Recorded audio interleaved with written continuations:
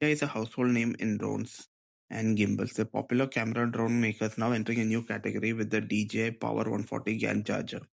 It's the first DJI high-efficiency GAN charger that can charge multiple devices using fast charge protocols. The charger has 3 ports, 2 USB Type-C and 1 USB-A port. According to DJI, the USB ports, both of them can deliver up to 140 watts of power thanks to its Part PD 3.1 support. The USB-A can support up to 33 watts and it's suitable for small devices like earphones and older phones. Power is distributed when all the ports are used. The DJI Power 140 watt uses dynamic power allocation.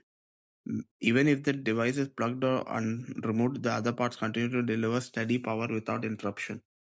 DJI mentioned that a priority system is given to its own ecosystem devices when connected.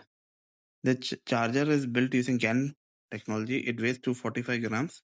It has a foldable plug design and built-in over-temperature protection to help prevent overheating during heavy usage. According to the charger, DJI is also bundling a 7 amp digital display cable.